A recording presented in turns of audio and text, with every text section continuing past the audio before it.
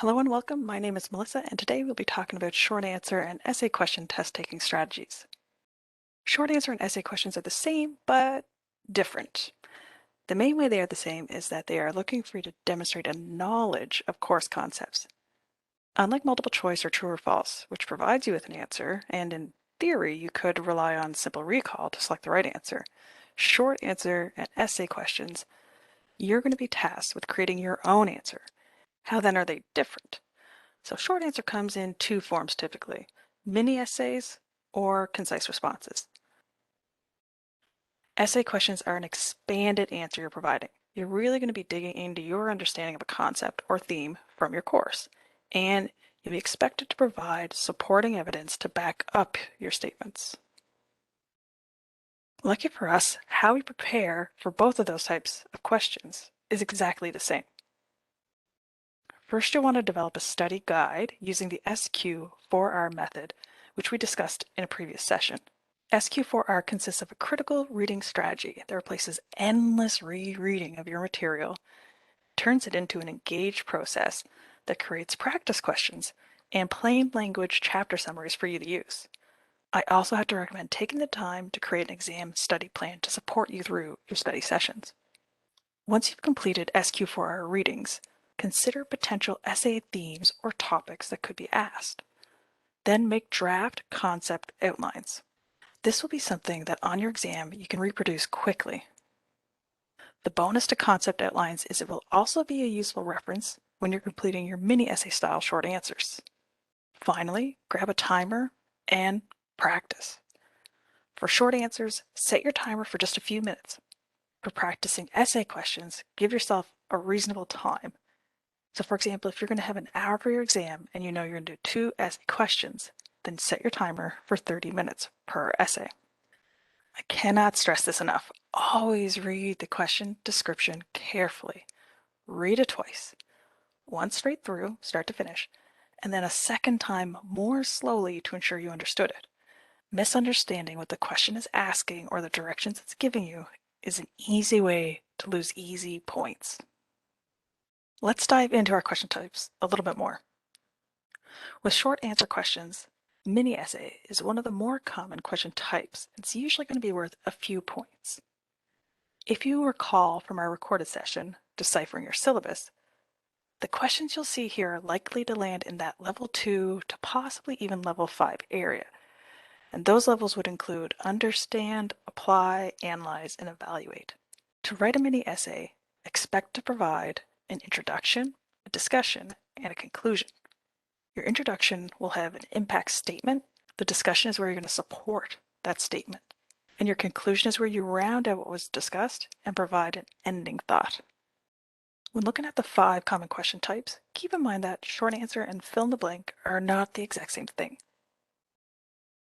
For example, if you're asked to identify on a short answer, it could be a mini essay, or it could be looking for a full sequence of information. As discussed in our memorization maximization session, sequences can be lengthy and can be tricky.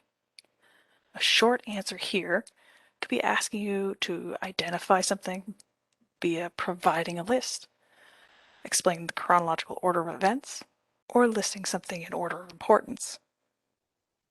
Our other 4 question types all in some way will ask you an opinion, whether that's through a justification, an analysis, a critique, or an assessment from you. Be prepared in these scenarios to really provide support for your statements. These 4 represent your mini essays. Then, of course, when in your exam, know the total time you have for your short answer and pace yourself. Don't spend too long and lose points by spending a lot of time on one short answer question and ignoring dozens of others.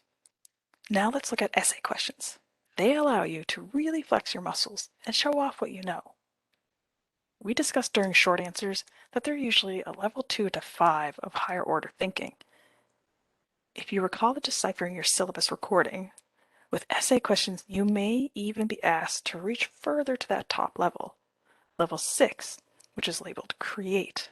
When you're presented with essay questions, read the directions to understand what the question is really asking you and what your professor wants to see produced. Once you're sure of this, you'll now draft a quick plan for your essay. Jot down what your thesis statement is and the points you'll cover in your introduction, your discussion, and your conclusion. The points should directly answer what has been asked while defending your thesis statements by addressing factors such as who, what, where, when, why, and how. Essay questions are much, much more than just memorization or recall.